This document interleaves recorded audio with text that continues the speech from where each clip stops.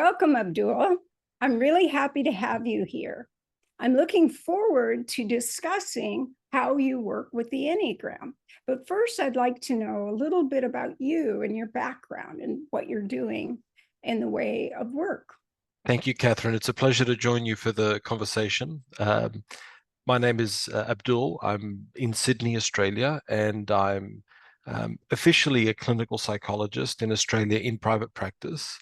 I also practice as a coach.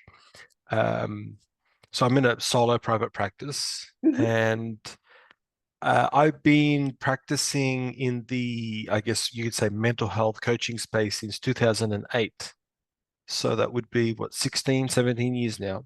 Yeah. So I started off as a traditional clinical psychologist, and in Australia, and I think also like in the States, it's very much CBT based, cognitive behavior therapy.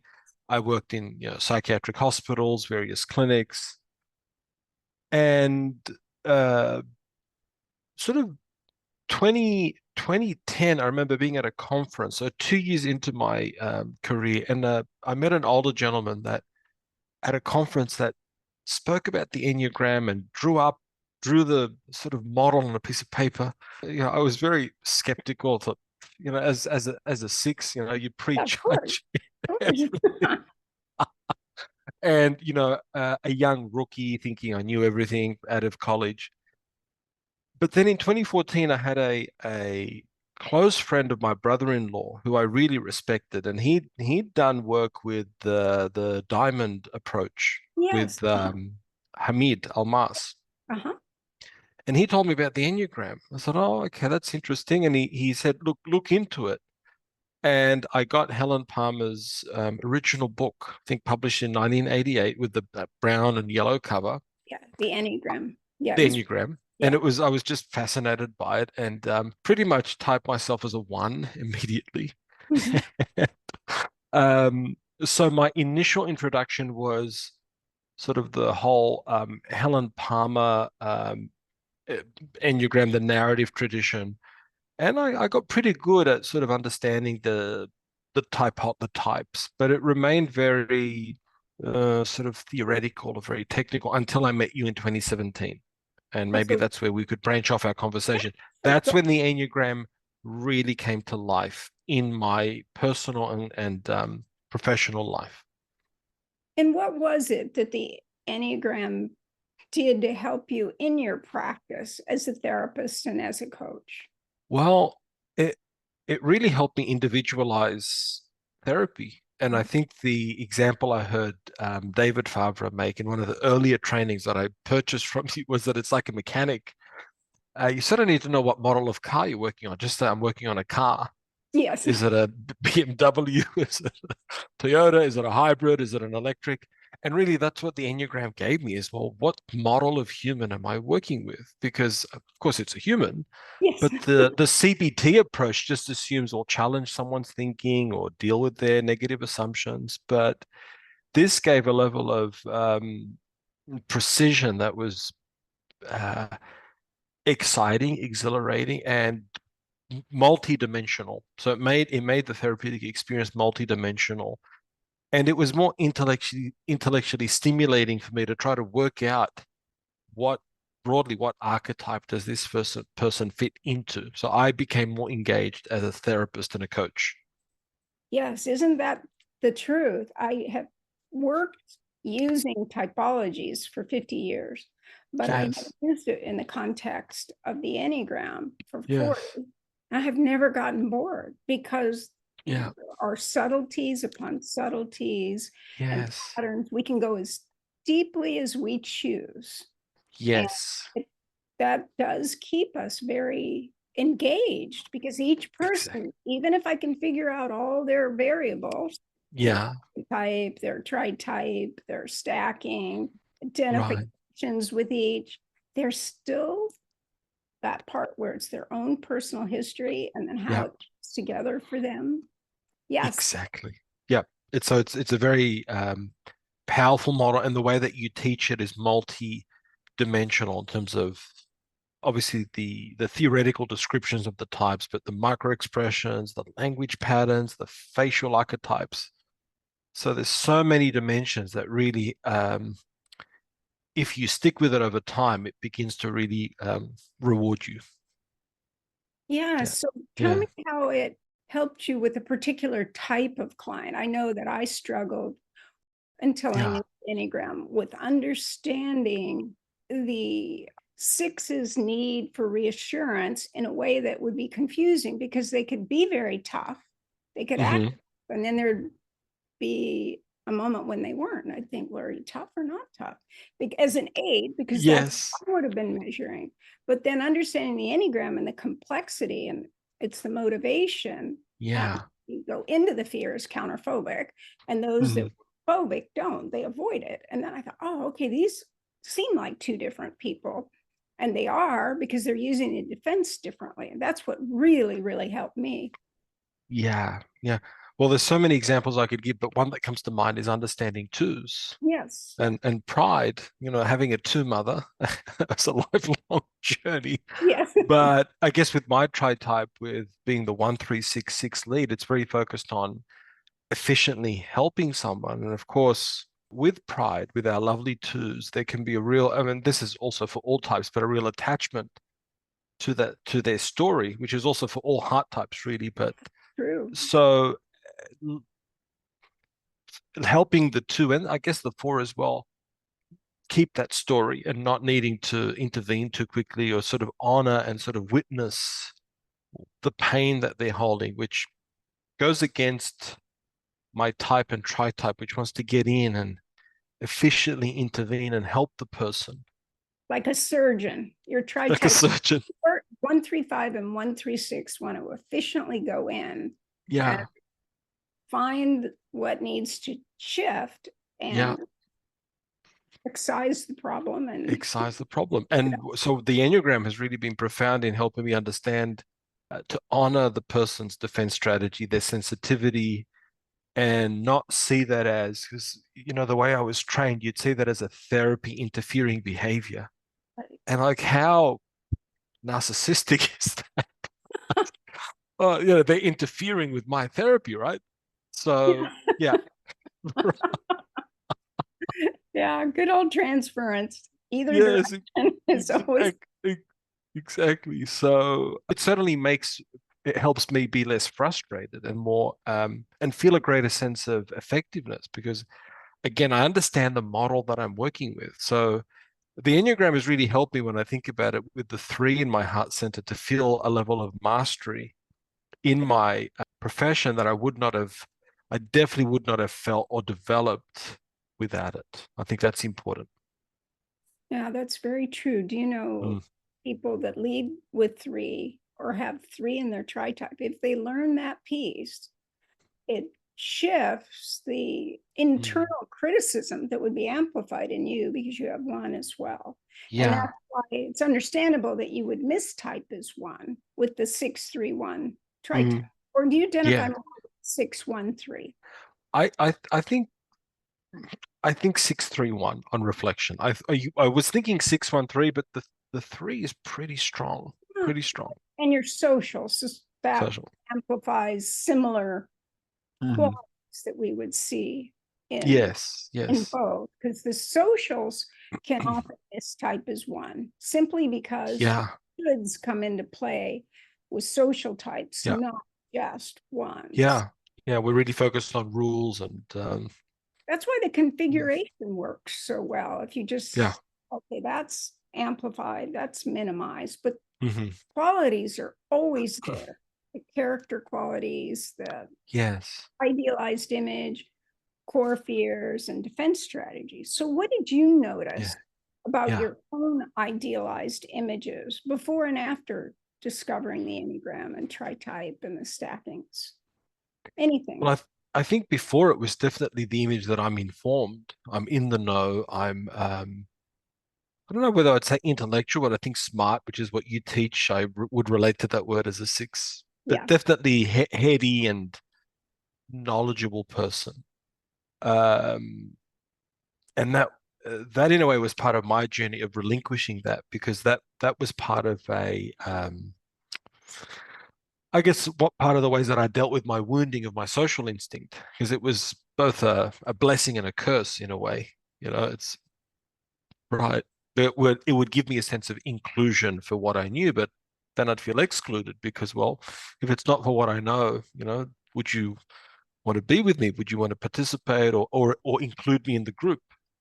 Exactly. Yeah, yeah, Such an important point. And the social six is the center of the social triad, the head center. yes, yes, Social, instinctual type, and be the social six, you'd be the really the most perfect example of the yeah. person that wants to be positively identified with Hmm.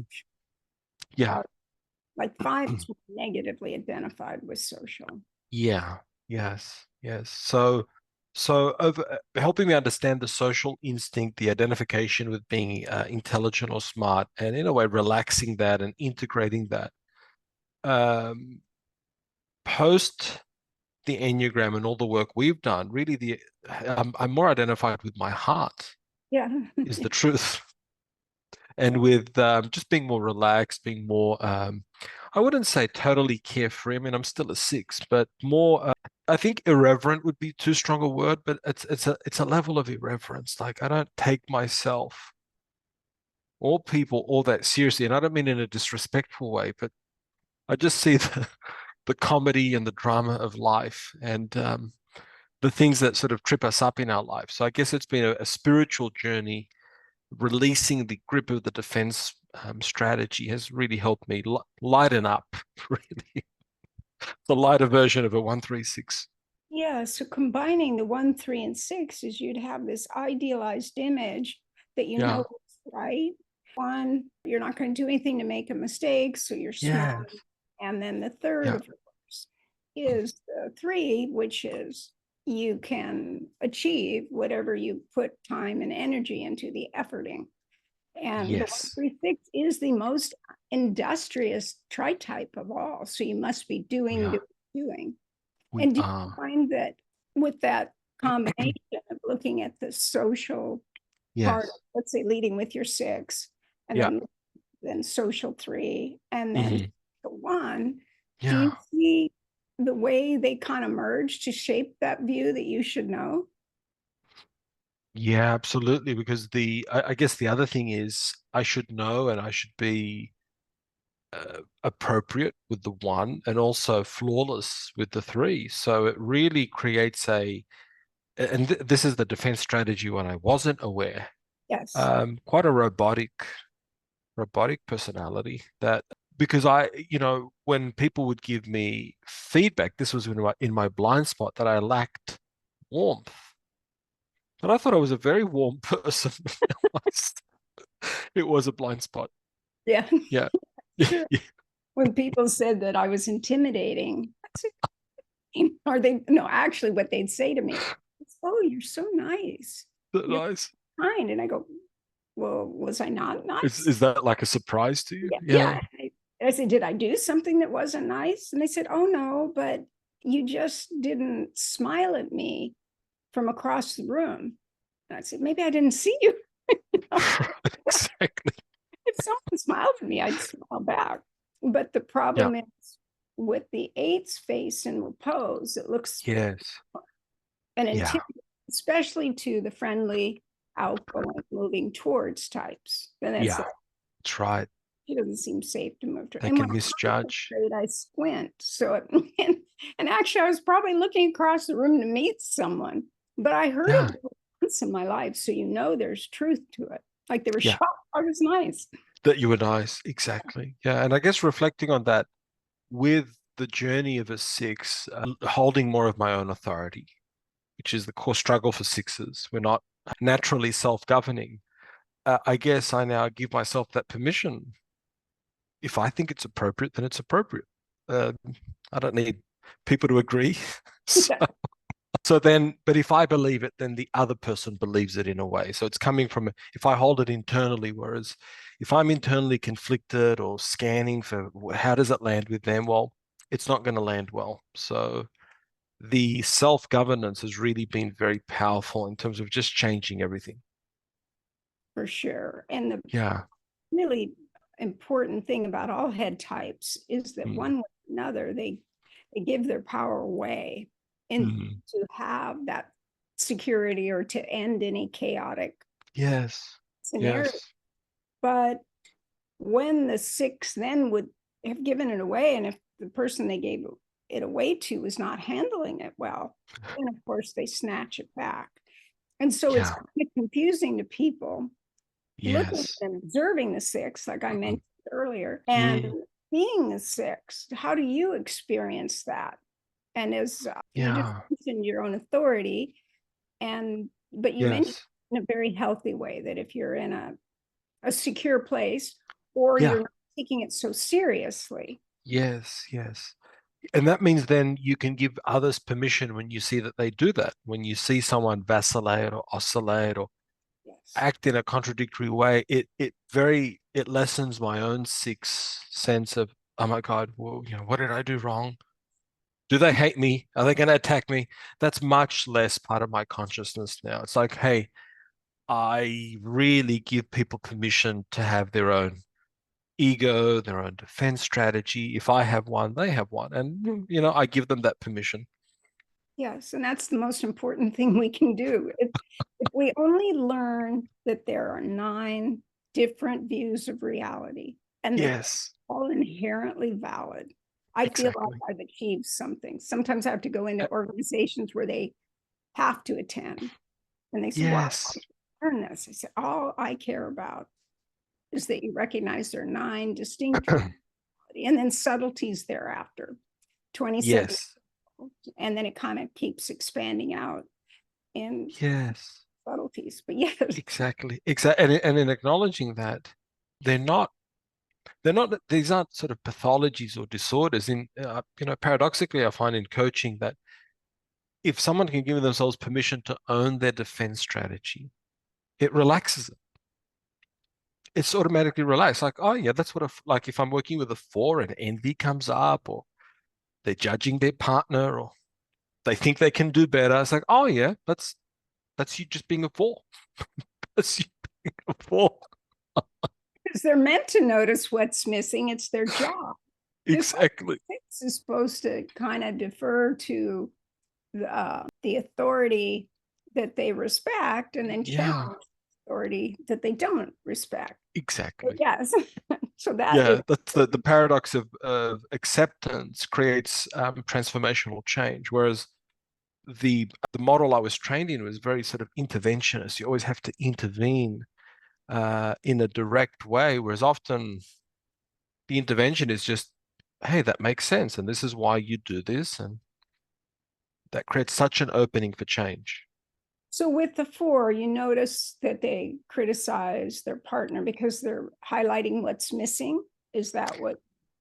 Yeah, what's missing, and a sense of envy and I guess inferiority, superiority duality, where, they might sort of, in a way, aggrandize themselves and need to put their partner down, or if they feel Yeah. down, put their partner up or expect a lot from their partner. So I notice that with 4s, and they can be very, very harsh on themselves when sort of that comes up, especially if they've got Yes. social or 1 in the tri-type, a strong inner critic.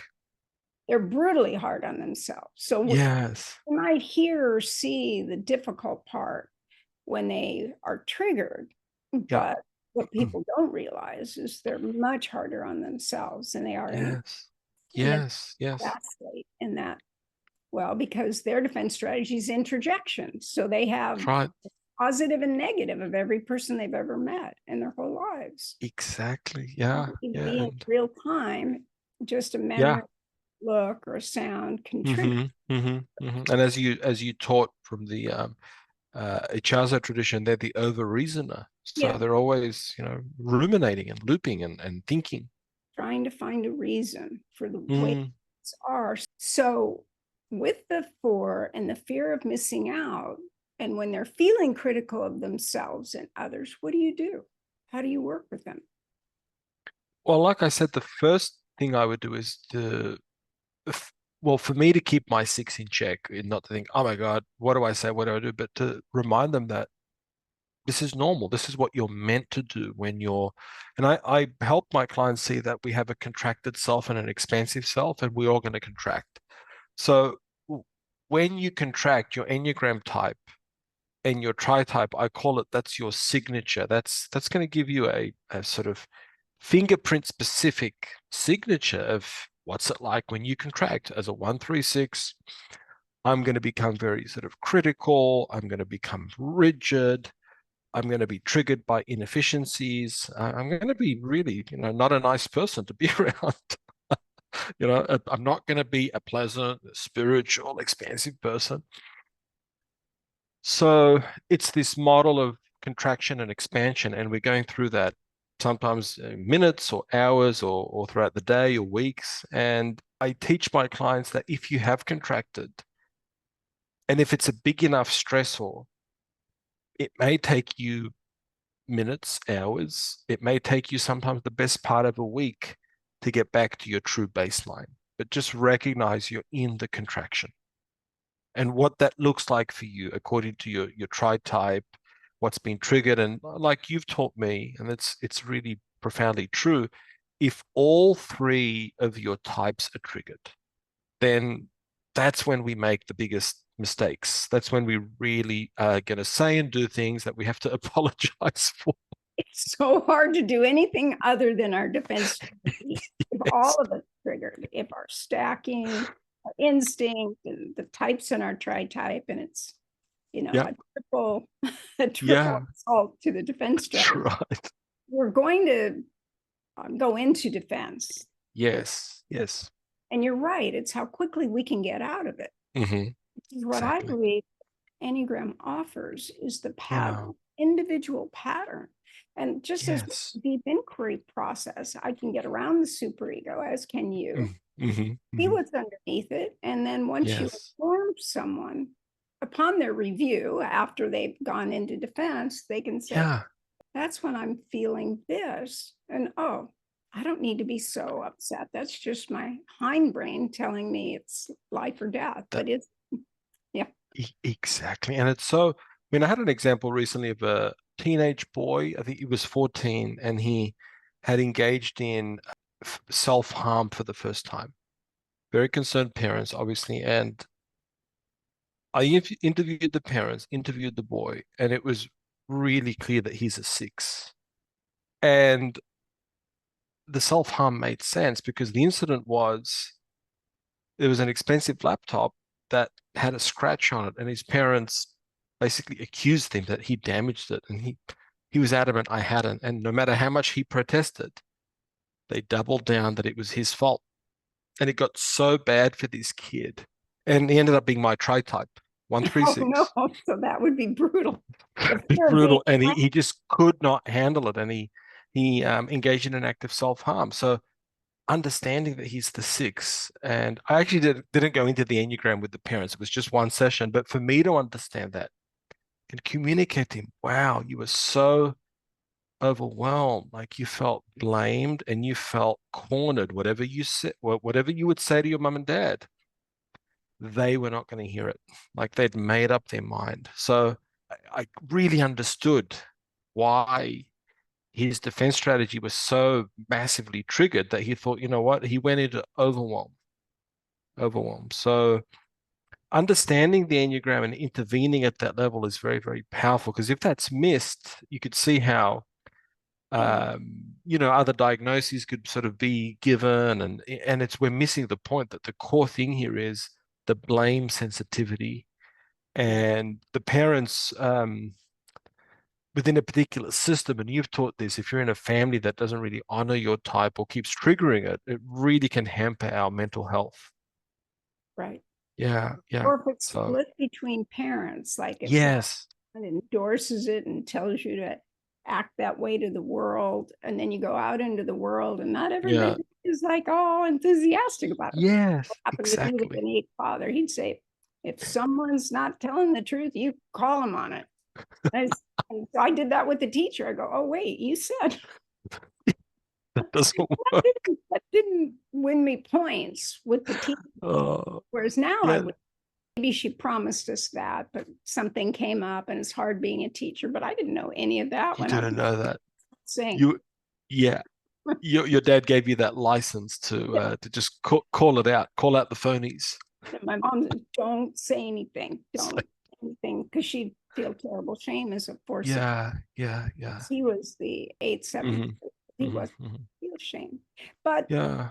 we can have kind of guidance from both, but we end up settling in our own way. But if we feel we can't be seen accurately and that we're accused of something we haven't done, all types rebel. It's just how. Yeah.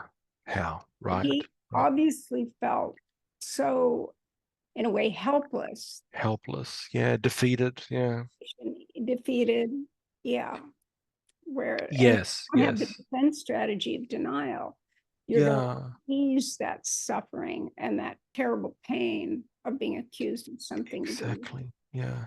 And I would add that in my practice, unless someone's coming to me like expressively for typing or the Enneagram, like a big chunk of the times I'm not even mentioning the Enneagram. Yeah. I'm just, it's in a way undercover or incognito. It's become baked into just how I think, how I talk. So often I don't even need to explicitly teach the person. Maybe if I'm not seeing them for a long time or it's a few sessions, it may not be relevant for me to sort of say, well, by the way, there's this model and this is probably your type, or let's type you. And what Yeah. about the ones? How do you work with ones? What have you noticed with them? Well, with the ones, I mean, I can relate to them because it's my gut type. So with the ones, the poor ones, it's just to get them to see how hard they are on themselves and the relentless pursuit of these standards. Is really reflecting what they're doing with that empathy, that honoring the how virtuous they are, helping them see to honor their intention, that it's their intention that matters, and that just to relax the attachment to any specific outcome of how something's going to turn out. Yeah, Especially the social one, because they're like the self-pres one is the hand wringer, worrying, yeah, rechecking, then that gives brilliance to their being. But the social one, it's like this frustration with people not doing what they should and wanting yeah, everyone to come in alignment with these higher values that are so critical, these standards that are critical to the one. yes, yes, And then, of course, yes, actual ones, the anomaly from the standpoint is they're more going to be irreverent privately. yeah, Publicly, they'll just be more on fire yeah, and seem more yeah, able. So do you find that yes. you can relate to the social one the most, or do you just look at the ones in general? Definitely the social one. Yeah. Following the protocols, the standards, pointing out errors in society, errors in other people, in how they think. And like at the moment, with all that's going on in the world, definitely my social one is triggered, where Oh, certain people, it's like, my God, they just can't see it. It's so obvious. And it's, when I'm in the defense strategy, I feel the resentment. It bubbles up. I've got to keep that in check, that, seeing the inherent perfection in the imperfection. And that's the other thing I teach once, is that that's the calling of the one, to see that whatever you're dealing with that seems imperfect, there is a reason for it, and it is part of the divine plan for you, for that person, for the world. We may exactly. not understand it, but there is a inherent perfection in it if we were able to zoom out fully and see all the variables and how they coalesce and interact. You know, And as ones do more inner work, that becomes more than just theoretical. They begin to experience that in their lives. Yeah. and you've always Yes. been able to recognize that and kind of put pieces together. So even when we were first doing your typing session for Tritype, and Yeah.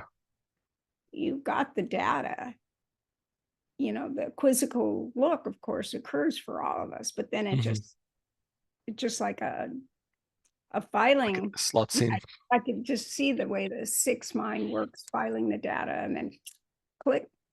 Yeah. Okay, lands. And like I see it like a pinball machine, it's bouncing. Oh, Then once you get that pinball machine in flow, then the person can relax with it. Or whether it's the horse race pinball, whatever the pinball stuff, whatever it is. down really well. Because once we're in sync with our own types, then it's much easier to join with another. So the advantage of having one, you probably would have innate compassion.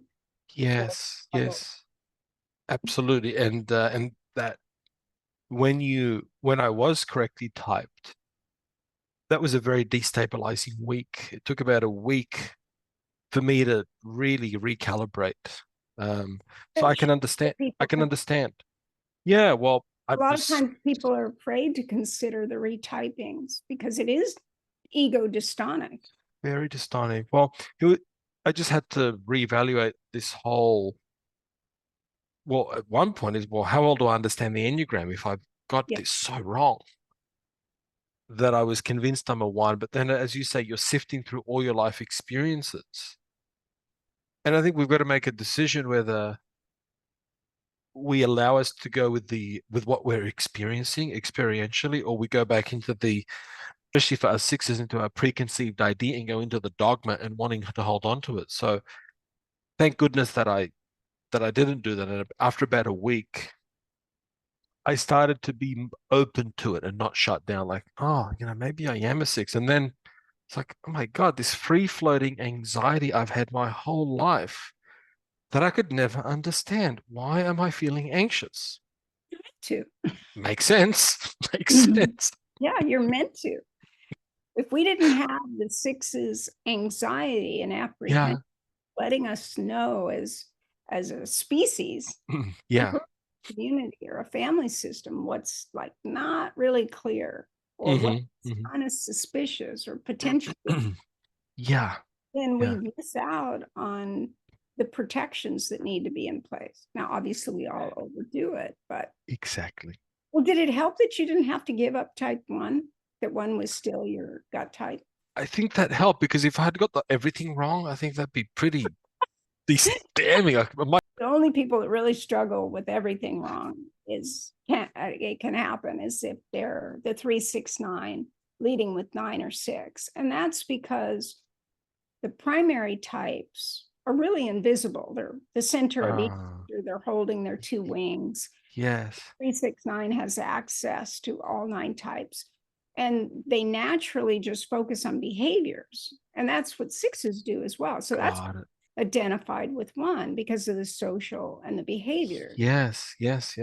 Enneagram type, as you know, is based on the motivations that are a result of those idealized images that are trying to protect the core fears. But if it fails, then that defense strategy comes in and blames the other or blames the self in the case of this. But it's really powerful. And dealing with people with sensitivity when you raise a potential mistyping, or they've come in from read a book or worked with someone else, and it's often the sixes, I find that it's pretty difficult. It's a tough call, and sometimes you've got to decide, like you do, just to not mention it at all, or mention it in a very very light manner.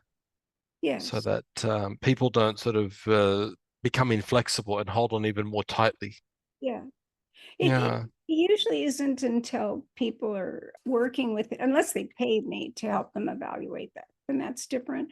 But like with the 6 and the anxiety, anxious, unconscious discomfort and the conscious discomfort can be put into an understanding that you're meant to be doing that, which can soften and ease the suffering of the 6s, especially the 6s that identify as 4s, because they know they're sad or they're missing something to make them feel secure. Or the 1s, actually 6s. Or the 1 with 1, because it helps give meaning to that anxiety that the 1's not supposed to have, unless you saw yourself as self-pres. Or Well, you're feeling emotion about it. So the ones that identify with 4 usually do have 4 in their tritype, but not Yeah, always. not always. Yeah, yeah. It can just be sad. And any So, type can be sad. yeah, yeah. We'd say like maybe they're higher on neuroticism would be the sort of clinical psychology Yeah. definition of it. If you're higher on the trait neuroticism, you Yes. probably would identify more with 4. Yes. Mm, 2, mm. 4, and 6 seem to be the most neurotic. And then the most Yeah, hysterical are the 2 and 6. And so, yeah, yeah, you can start to put these qualities together and throw in some life experiences, and then we're all going to have something. None of us get by unscathed. And those yeah. are usually 9s that have just buried anything unpleasant. Exactly, with the night. And an example with the how it can get tricky is if you've got, let's say, a self-pres 2, as I've had in my practice, who's um has attachment trauma or deep abandonment issues, Yes, yes, identifying as let's say sexual instinct or as a 4. yes, But when you look at them, when you hear them, it's the self-pres 2 needing to really possess the partner. The partner is this resource that they want to hold on to. It's very different from the sexual instinct and the exclusivity. yes. They want to be your special everything. Yeah, It's very hard for them if someone that they have chosen as special to them has yes, people that are special. Then they become competitive to try and yeah, capture that. Oh, it's a survival strategy. If it you're is. special, you will have a better chance of survival. And 2s have that fear of being alone, just like 6s do.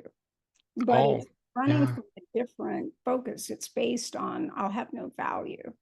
yeah, Whereas for yeah. this, And that's often something I have to teach people that have 2s in their lives, that the profound um, fear for it to being ignored, being inconsequential, it is so deep, so profound that we really have to be sensitive to that in the 2. yeah, that inconsequential emerged during my research with people who knew nothing about the Enneagram. And Yes. people who knew the Enneagram were using the words that had been published. But Uh-huh. they saw that word, they go, oh, yes, to be without purpose. With that purpose. Yeah. And not just insignificant, but unneeded, unwanted, Yeah. irrelevant. Another one they hate is irrelevant. Irrelevant. Yeah. And like if I compare it with my heart type with the 3, if I'm and this is me, let's say in the more average zone of the 3, if I'm helping someone and I'm not getting anywhere with them, I'm not going to double and triple down and try and make them into a personal project. Like Yes. let's say a 2 in the average range. Yes. Well, Yes. you know what? You're making me feel like a failure. I'm out of here. I mean, if you're not going to respond to how I'm going to help you, and again, that's the average zone of the 3. Oh, absolutely. And I'd marvel at now I get it why 2s make people their personal project. I'd never get that. I'd never do that as a 3. It's not rewarding. Yeah. Because our tritype kind of lets people know without knowing why what we need, and Yeah, what gives us that reward feeling. Like yeah, have 3 in your tritype, it's being another accomplishment. That yeah. doesn't it's that's No, our I need you to be a winner. I need you to say, wow, yeah, that makes sense. I'm gonna take it on board and away you go. Yeah, I'm happy. Uh, in a way, I don't want you to be dependent upon me. yeah, no, That's the last thing I want. you're not searching for a role, especially as a head type. The Yeah, social part of you is your place. yeah, yes, Yeah, as a gut type, I'm not searching for a role either. And I yes, want to have a different role than I have in this moment. I might want to be in charge of this or avoid that or that person's yeah, job and be quiet as a mouse. But if someone's saying stuff that isn't uh, true, it's like, yeah. not That's right. true. Yeah, That's it. I That's worked it. pretty hard on it, but yeah. Yeah, yeah, exactly. And that's for me working harder on the counterphobic side, because Yes. I have in the past been very harsh and very stern. So having to really soften that up and not just blast people with my version of the truth when I'm in those counterphobic moments. So yeah, Yeah, because you become very strident then. This yeah, one in the tri-type gets more yeah, adamant. We all more get more adamant. triggered. Absolutely. Yes, yes, So how yes. do you work with threes then? I know they don't come as often, or they come Yeah, a second. the threes don't come as often, but they usually come into my practice when they've, and I'm speaking in Enneagram terms, when their deceit has got the Yeah, better of them. gotten them in trouble.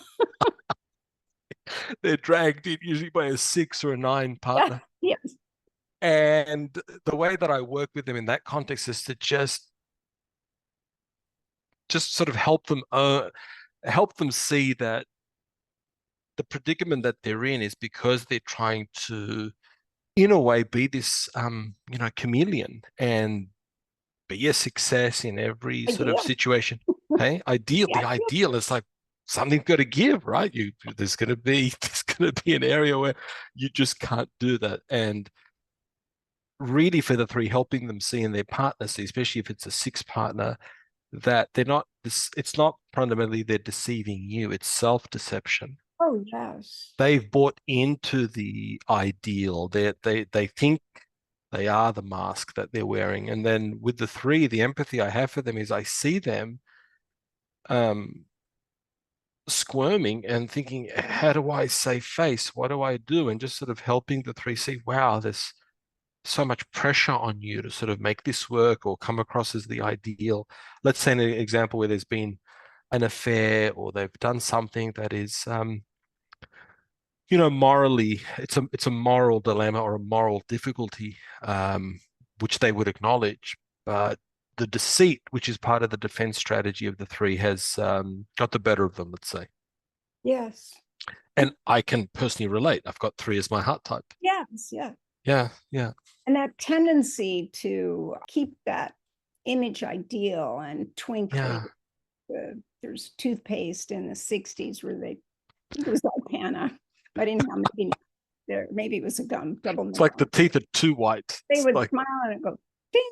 yeah, yeah, yeah. Yeah. That's the concept, really, of the three, the The ideal. 3, So they the feel ideal. that pressure to perform Yeah, at that level and to be seen that way by everyone. But I'll yes. say something, bringing up the 3-6 level is what I find really helps them is Yes. understanding that they both use deception to survive. And Wow.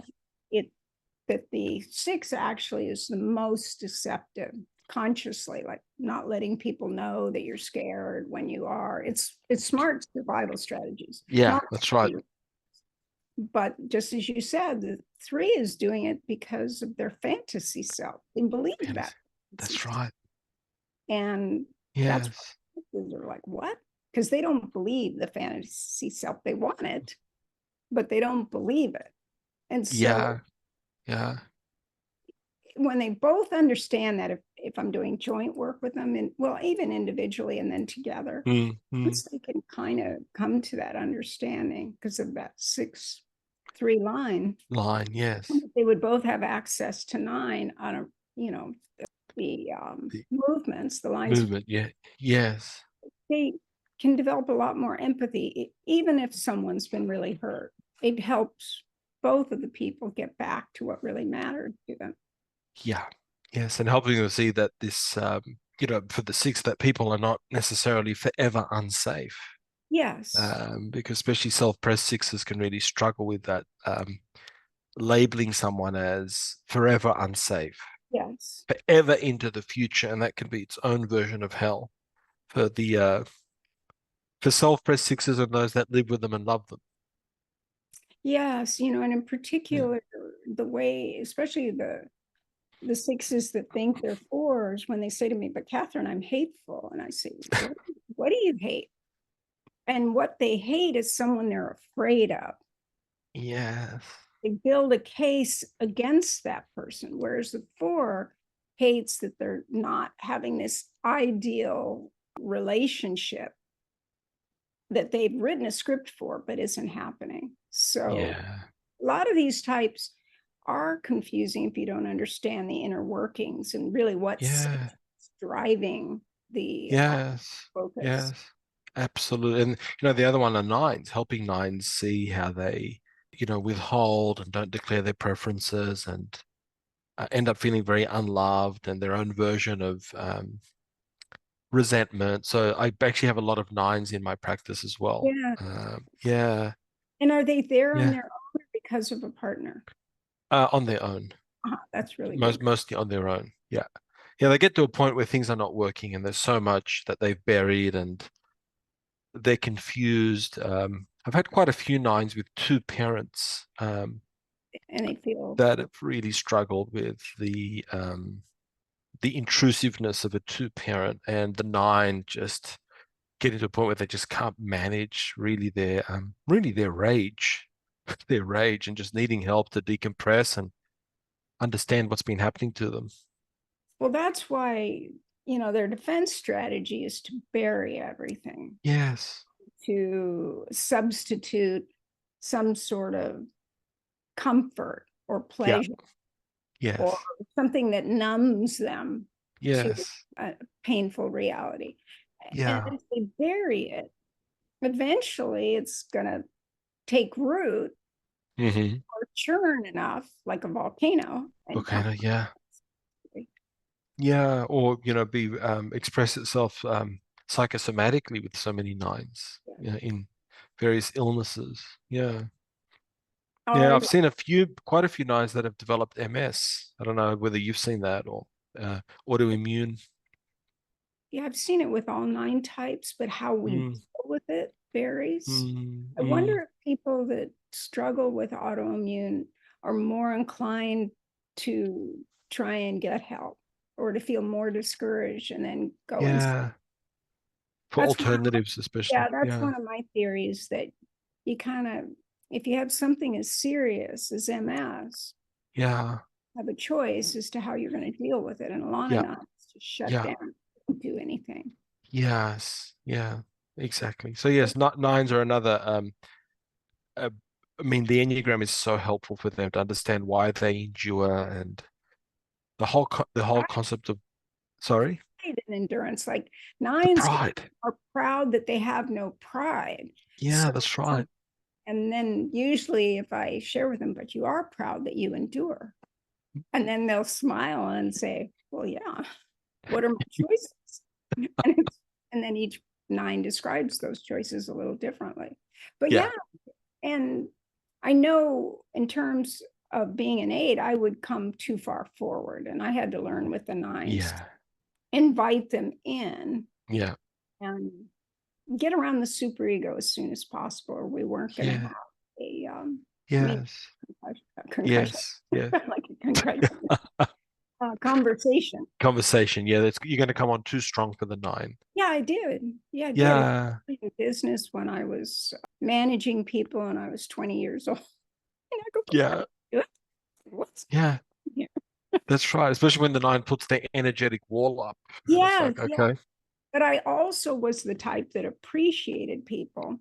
So I yeah, would bring cookies to the people who got the product that needed to be on the floor. And I go, ah, no, you didn't have to help me out the way you did. I really appreciate it. And I'd give them cookies. And then thereafter, and I wasn't consciously manipulating. I just needed whatever it was during a promotion in the right place to be able to execute my part of the job. So yeah, wherever, and many of them were 9s. And I realized unconsciously yeah, I was telling the 9 that they were important. But I might have been yeah. a little strident. You got to help me here. I don't, you Like have the power over shipping. I don't. you know? exactly, exactly. And the 9s, when they become, stubborn or Yeah, or treated. retreating, well, they're really tough. They're sort of hard to budge, right? Hard to budge. So it becomes very masochistic, very self-defeating. Yes. And then without realizing it, I would learn to say, wait, please don't make me go to the store manager. I don't want to put you in that position. And then they'd go, I'll handle it. I'll handle it. Because they don't want to be pushed by the store manager either. Yeah, exactly. Exactly. Yeah. Yeah. So Yeah. So nines are another great study. And they're a great help. Yeah. a study within a study, actually. I think people don't really understand them at first, that they have this ability to put up a shield and put on a neutral face. Yeah. That's I right. can't even do it. I can't even. Yeah, that's right. Because And you think everything's great, everything's good, until you realize, well, the nine has just not been complying, but in their own, they're doing their own thing, but not outwardly. I forgot, and that's their way to hold on to themselves. Yeah. And that's hard because their defense strategy is meant to hold all points of view. And the one Yes. they don't hold is their own. But internally, they do by resisting what they don't want to do. Exactly. Yeah. Yes. Yeah. Yes. So understanding the nine was really helpful to me in realizing that how I language things and say, I know, Yes. this, you have a million things to do. Yeah. And over time, I did learn that because I was dealing every week with that Yeah. problem, going to promotions all over the country. And then I just saw that often in certain departments, there'd be nines, or like if I felt that kind of resistance, I felt met, but yet they didn't say it like I would as an eight. Yeah. And I just started to realize, oh, they feel like me energetically. I don't know what I called it at that age, but Yeah. Yes. I knew they were solid. And Yeah, I they knew are they were, solid. a strong force. They couldn't just be tipped over, or they weren't going to get hysterical or Oh, yeah. overexcited. But I knew they had power in their own way. Yeah. Yeah. I didn't know what to call it back then. As you say, that the power to resist, resistance, persistence. Yeah. Yeah, they taught me that, the power of patience, persistence. Persistence, Yeah, when I resistance. said, gee, it's not fair. And they go, don't worry about us, Katherine. It was on a Yeah. pen. Yeah. Yeah. We can hold our own. Yeah, we can hold her on. We've Yeah. got power that you don't. And I said, you're sure right. Yeah. And use the resistance. And but I don't combine it with patience. It's combined with impulsivity. Impulsivity. Wanting to Yes. do something immediately. Yeah. Yes, exactly. Yes. So yeah, understanding the nines has personally been very rewarding, as well as professionally. Yes, they're just amazing people. In fact, all the types are when you understand them. Absolutely. Yeah, absolutely. How do you work with eights, Abdul? I haven't had many eights, but the ones I've had, uh, it's interesting. We get along really well Yeah. with the eights. I I help the eights see that, first of all, I validate that what they're really against is phoniness and phonies. And I say, you know what, that's a good thing. I really respect that. But as you've taught, helping them see that their version of what is a phony or what is just, it is their version, and everyone will agree. Or even if it is, let's say, objectively true, I would personally agree with them, say, I get it. But the way that they say it can be Yeah. so off-putting. And the eight wants to assert, well, that's the truth. But say, well, if it's not landing, then I teach the eight that you can have what's called a Pyrrhic victory, where, in a Pyrrhic victory, you technically win the war, but your country's destroyed, the infrastructure's gone, you've lost all your generals. You technically won the war. So, and eights will start to think, okay, well, this guy's trying to help me. How to be more effective in a way, because eights do want to be effective, like threes, right? Yeah. We want to win like the Want to three. win. We're Yeah. just not gonna, in our mind, sell out. We until we know the Enneagram, we think threes are selling out. selling out. Yeah. Eights and threes can become really good friends until the way the eight puts it, Yes. an action that needs to be taken, and then the three kind of panders to the person Yeah. to be told how it is. And that's what the eight feels. The way the three feels is the eight needs to like back off a little for this to be a success. Exactly. Yeah, I've had to do a lot Yeah. of conflict management with eight and threes, but With then 8 and 3. okay, we both are trying to get to the result. We both have good points. How can we make use of this together, especially on teams where they're working together? It's like, Yes. So really, I help. The Enneagram has helped me see the innocence in eights, oh yeah, and if I can communicate that even at an energetic level, I find the eight is receptive. Like I had I think he's lovely. Everyone else thinks he's a nightmare. Self-pres eight, 7-year-old man. His wife had cooked something. There was a lunch, and the food was really salty. And he turns to his friend, who were invited as a couple, and he said, "Isn't this too salty?" And the man said, "No, it's okay." And I thought, why are you lying for? It's too salty. So in his mind, this like, why would you lie? It is so oversalted. And helping his sixth wife see, because she was, of course, furious, but it's like embarrassed and embarrassed. But in the eight's mind, why is this guy being a phony for? Like, clearly it's so oversalted. But in that moment, he couldn't understand that, etiquette. yeah. He's invited to your home. He's looking at your wife. Oh my God, she's mortified. The eight could not see that. He just saw his version of truth, that this is the truth. And that's false. And if you're being false, then you're a liar, you're a phony, you're a fraud. You Yeah. can't be trusted. We believe our reputation is everything. In fact, we have a Yeah. naive belief that you Yes. don't have to like the eight. You don't have to like us. But Yeah. respect us for what we are doing that's Yes. true.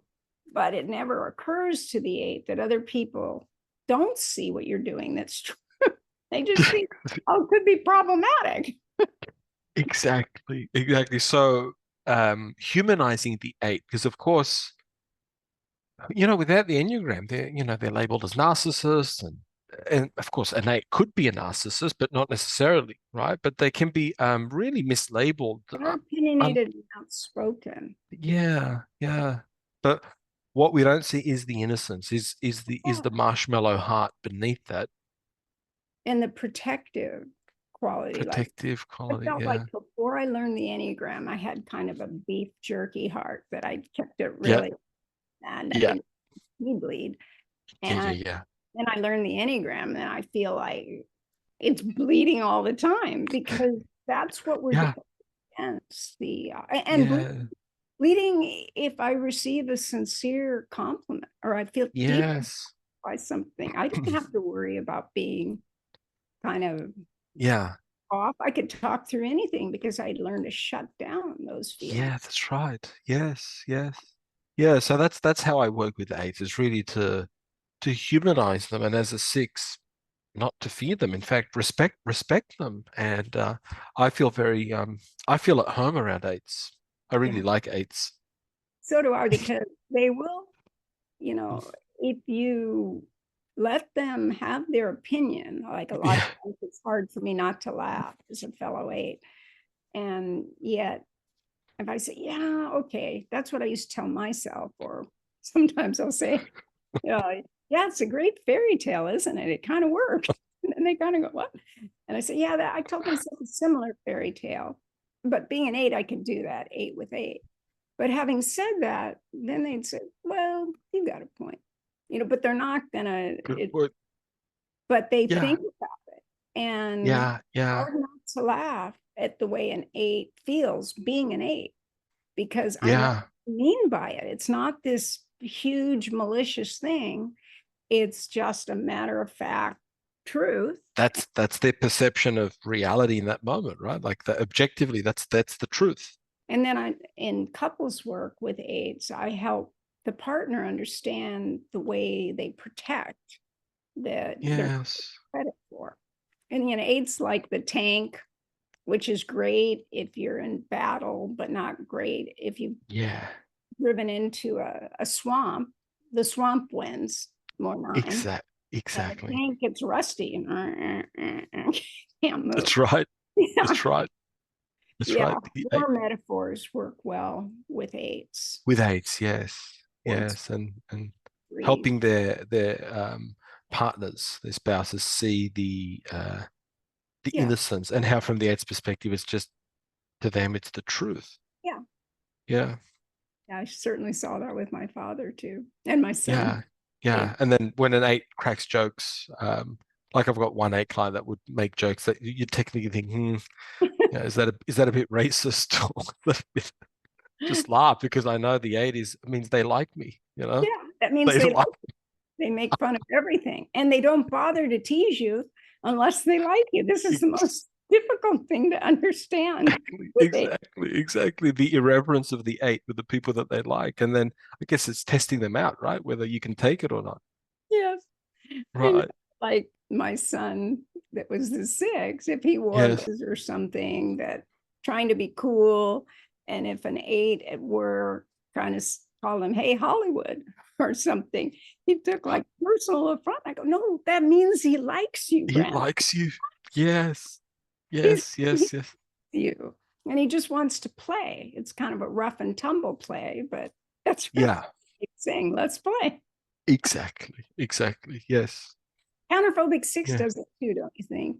Yeah. Counterphobic six does it, but then is scanning for how you respond, and They're provoking to see, but it's an energy like this. Or yeah. like one year, my nieces were watching Kung Fu Panda. Yeah. First one, maybe the second. Yeah. But the elder was a gut type. She was a one, self Uh-huh. and she just wanted to act like a boom, like the way the eight does, like Yeah. one with what she was Yeah. imagining was her Yeah. weapon. Yeah. And the Yes. little six, the sexual six, was like imagining stabbing, stabbing, stabbing, stabbing Ah, wow. Yeah. in a gut type and a head type. Yeah, that's right. From a very, very young age, they knew nothing. They saw the same movie, but they were acting it out in a different way. Yeah, the six can go into that frenzy. Yeah. Frenzy. Yeah. Yes. Yes, yes. How do you work with sevens? I don't have many sevens in my practice. My daughter's a seven, so probably the most professional experience I've had is having a seven daughter. Self That's training, I'll tell you. self-press seven, and with the seven doing deals, helping them see, using, as you taught in your training, helping them to see that we're just going to tag this, we're going to go into it, but we'll come right out, because of the seven's fear of being trapped in pain if you're going into a trauma or they're retelling a story. But again, it's just honoring. Honoring the seven's need to always be positive, but helping them understand it's coming from a neurotic need to always look to the future, so they're not stuck in neuroticism and anxiety. And Future. then future. And then also teaching the seven that we do get into trouble if we're not open to the full spectrum of emotion. If we just want the rainbow emotions, well, they can actually lead us to being trapped in pain. But if we're open to the full spectrum of emotion, in a way, we can break through the pain, which is what the seven wants, but they fear breaking down or getting bogged down. So They feel like they're going to suffocate. Like one yeah, seven was very visual, said it was like being yeah. thrown into icy cold water with a wet blanket so you Oh, can't get out. It's oh my heavy. God. Yeah, There's just like a hole in their heart, like this. yeah. Social sevens, it's just like a hole in the heart, like with cold Oh, going through. yeah, So yeah, that's why they don't want to talk about it. It feels like even just being disappointing is terribly painful to yes, have that word. Like some sevens would say, kids thought I had it easy because my parents were just disappointed in me. They weren't, yeah. I wasn't grounded. I wasn't Mm, didn't have corporal punishment. But to a 7, to be disappointing feels just as brutal.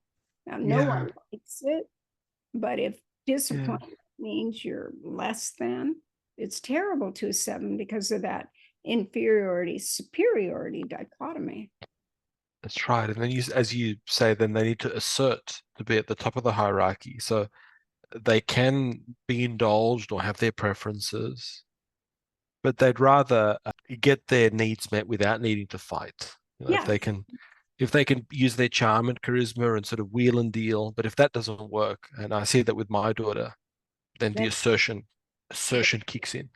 Yeah. They're gonna. But also the deep disappointment over simple things that I would think are inconsequential, like the teacher might say, "Oh, we're gonna do the gingerbread man craft at this time," and she's built a whole movie in her head, and then it doesn't happen, or they run out of time, and it's so disappointing for her. Like, oh my God, I was looking forward to that, and it didn't happen. Whereas I tell the teacher they weren't keeping their word. Exactly, they didn't keep their word. It's like, wait, I can't. Yeah.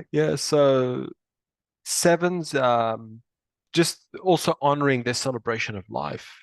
It's a good thing, but again, not to put the bad stuff in the shadow, in like a dark shadow. That's also part, like the yin and the yang. So yeah, helping 7s see that if we're trying to ignore a full spectrum of human emotion, that in itself is going to get us into trouble.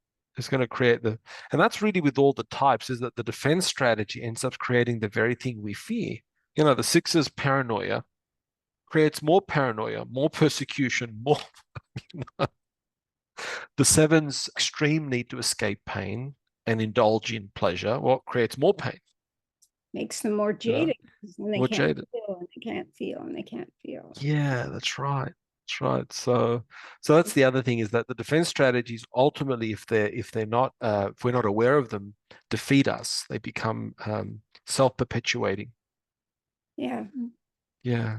Do you have many 5? How do you work with 5s? I've had very few 5s in my They usually practice. don't come to therapy. Very few, unless they will book one session because they're interested in one thing I said in a video, or they want to do some research and they'll pay for a 2-hour session. But I've had very few 5s, I'd say, throughout my whole career. Maybe one I can think of, Self-Pres 5, who, yeah, I'm just trying to think why he attended. He was, the therapy was funded by his mother from a wealthy family, and it was all about the obligation he felt from his mother always wanting to visit him and check up on him, and she paid for his rent and his flat. But the sessions always became about whatever it was he was interested in, to discuss in terms of research or whatever. But to be honest, I haven't had many 5s. It's probably a blind spot for me therapeutically. Well, maybe therapeutically Yeah. experience, Yes. but Yes. rarely go to therapy. They rarely go to someone professional in typing. But if they Yes. want the knowledge, Yeah. they will attend courses, and if they're available, like they love things being online because they go in Yeah. incognito and Anonymous. Anonymous. That's right. can do the whole thing. But when they do come, there's a Yeah. specific something that they want to learn about to deal with differently. And it usually has to do with expressing their feelings, because they've heard their whole lives that they're too mechanistic, too mechanical. Yes. Yes. And they're not meant to be. They're meant to be the logical, conceptual, big picture, little picture, see the moving parts person. So when really I just help them understand that they're meant to do that, and that in a nice way they can communicate that to the person dating or married to, or wherever they're having the problem. Accept that. Yeah. Even at work, they can sometimes be told that they're like a cold fish, or don't they respect that you can evaluate a situation? Yeah, that focus. Cool as a cucumber, not like a cold fish. And they say, oh yeah, I do hear that. Well, you can just remind that person that you show kind of connection and attachment by delivering information before you're comfortable doing it, by going that extra mile, by offering what you've learned along the way. And then it really helps both sides of the equation. A lot of times I'll have fives because their partner. Yes. It's also Yes. teach the partner that they're going to show affection and empathy by fixing something for you, or That's by right. not by the language you may need to hear. The affirmation Yes. might be not based on affirmations, but who's going to spend time doing something they don't want to do unless they care? There's some motivation there. Nines are similar that way. They'll do something they don't want to do that shows they care. And then people will think, wait, if she doesn't want to do it or he doesn't want to do it, what does it mean? I say it means they care. They care. Exactly. Doing it.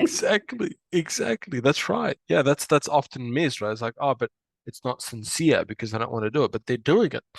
They're doing it, which means you matter. Yeah, And that kind exactly. of helps a lot of people. Yeah, those reframes. Yeah. Speak a little bit to your YouTube channel, how it started and what you've done. Yeah. So the YouTube channel started in 2016, and I started talking about empaths and narcissists, and that really took off. And did that for a couple of years, and then as my own journey deepened, I just lost interest in talking about that topic. To be honest, it was too clinical, too pathological, and it's been overdone now. So really, since in the last couple of years, the channel has not been as active. I've been looking at I did attempt to sort of humanize narcissism a bit more, talk about spiritual dimensions and its on a dimension, but that was not as popular, let's say, in the marketplace. No, it wasn't, because the trend was identifying the narcissist and but the problem with it being on the internet, it became an identity then. Identity, And then exactly. the wounded person, especially the really empathetic person, was not being empathetic to the narcissist. And then they were attacking the narcissist. So it created odd sort of balance as to what dynamic. the victim being the aggressor, the aggressor becoming a victim. In a way, both are occurring. And what I remember is you were very fair about the definition of empathy and narcissism. And then you took it to a new level, which is to show you don't want it to be your identity to be a victim. Exactly. Yeah. And also holding empaths accountable, that, the people that, that self-describing themselves as empaths. And there's other ways we could look at it, like, the oral and chronogetics, but they also have a shadow side. So that was really the core message of the inception of my channel, is for the empath to see that you also have a shadow. Yes. That it's not going to, you're going to thwart your own journey of progress if you just project your shadow into someone else. Empaths have their own version of selfishness and ego.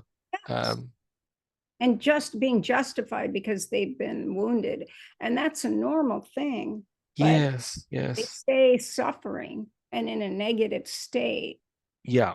So they can learn to neutralize it and work with the true suffering they experience. Yes. They don't need to be so vicious back, because what they need is the opportunity to integrate. Yeah. And that's what's very, I guess, distressing for me, to see people stay stuck there, that it's become an ecosystem or a little sort of subculture. And I'm genuinely distressed by that, and that just does not appeal to me. So I haven't really wanted to add more to that. I think I've said what I want to say on the topic, and I've branched out in my more recent videos on things like tapping, EFT, affirmations, self-transformation was another really important series. Did a 7-part series on self-transformation. Oh, excellent. Looking at the shadow, looking at transformation, looking at our internal decision to change our identity. Yeah. working with Yeah. the yin yang shadow is so important because there can also be good things we put in our shadow. Yeah, that's right. We don't think it would serve us, like AIDS do that, for example. Our, Yes. our sensitivities and our compassion, if we show it, it can be rejected. So we put it in our shadow and don't even know that we're coming from compassion and empathy, unless someone is like a child or an animal or elderly or handicapped in some way, then we move right in. But otherwise, Right. we want everyone to be taking care of their own and things to be even Exactly. keeled. But that's what AIDS can learn. Hey, you've put all Yeah. the empathetic nature into your shadow, and you can move Yes. into consciousness. Yes, that's right. That's the concept of our light shadow, because we often think of the shadow in terms of the dark, but your talents, your gifts that are It, latent, like for the six, it is their courage and their ability to be decisive and stand up for what's right. and to know that they're aware they could be a coward. And Yes. I teach them Yes. is any of us could be a coward. This is what Naranjo said many years ago that I had told Yeah. people before I really understood the Enneagram or learned about the Enneagram, I should say. Yes. And he said, Yes. anyone can be a coward given the right circumstances. It's only the six that is afraid they'll be a coward. Yeah, that's right. And Yes. if I'm going to not want to do something because I'll feel ill at ease, I won't think I'm a coward. I'll think, yeah, that's a stupid thing to do. But actually, it's no different than what a six feels. Yeah. Yeah. Yeah, that's unimportant. That's stupid. And just have it out of my reality. I'm not going to label myself as inadequate or being. Yeah. Yeah. Yes. Yes, exactly. So the defense strategy, marks our language, how we're thinking about things, our conscious experience. Yeah, so I Yeah. must tell you, I've always respected your work, Abdul, Thank and you, Catherine. for using so many systems and all your Yes. training as a therapist, but also all your training in these additional systems. Thank you, Catherine. I really appreciate that, and I really appreciate that you've been part of my journey and that you've been such an inspiring teacher that has taken the time, the decades to master all these systems and to really you've faithfully transmitted them, but you've added your own unique knowledge to them, which has made them so much more than what I think, much more than how they're originally taught. Because the first 3 years, the Enneagram was very two-dimensional, and you've made it multi-dimensional. So your students owe you a huge debt of gratitude. Well, I appreciate that back. Definitely, if I saw an area that wasn't covered in some Yeah, way, I wanted to understand it and then I pursued it. But I mean, my yes, questions actually came from my pediatrician with my first. yes. And he said, he gave me a piece of paper, 8.5 by 11, and said, this guy Ekman says babies communicate before they can talk. And it was a page of face. Wow, And I wow. looked at it. He said, Catherine, you seem like a progressive person. He was a young pediatrician. And I looked at that and I go, that's not just babies. That's what people do. And he looked at it and goes, oh, you're right. Yeah. And Yes, they have this face when they're saying they're fine, you know. yes, And yes, exactly. he said, yeah. And so then he Yeah, was, then we talked about it thereafter, but he had just learned about it and he was just kind of open to it and he was giving it out to new mothers. But yes, yeah, so a lot of things just found their place. I mean, empathy with me started in high school with my senior teacher for psychology social problems, it was called, yes. based on the upheaval in the country with civil rights and the Vietnam, Right, all the things that were going on. So my senior year of high school was 69, 70. And she right. assigned me empathy that I had to do Wow, research, qualitative research on empathy. right. That was my first research study. Okay, yes. We're supposed to interview 10 people. And true to my nature, I didn't stop with 10. I did my family, their Uh, friends, my friends, their parents, and friends. And so I just kept going because I could not believe that really, people defined it so differently. And that was the wow, real insight. So yeah, so they it's just are amazing. woven in. Yeah. Yeah, yeah, and I get it that you'd get into that flow state in terms of there's more to discover, more to learn. Yeah, and So I've done it ever since, actually. That's my longest study, if you think empathy, about it. And then a lot of what I found yes, out in 2015, I made it a part of a Enneagram and spirituality course to work with empathy. And I wrote yes, up what I had felt over the years. And then I thought, well, I'm sure a lot's been done with empathy now. And I went online, and sure enough, and I thought, I'll be darned if they didn't come up with the same factors, yeah, which was available, of course, in 1969. And I hadn't looked in between. But then there were yes, still some variables and understanding of empathy yes, and how they, yes, how different types of empathy. So yeah, I'm doing a research study. So any of you that are watching this at my test site, Enneagram Tritype Test.com, I'm doing your Enneagram type and what type of empathy you think you have. okay, I encourage lovely, lovely, everybody to do yeah, that. Okay. excellent. Well, thank you, Abdul. It's been a pleasure. Thank you, Katherine. It's been a pleasure to have this time with you. Thank you for the opportunity. All right. All right, take care.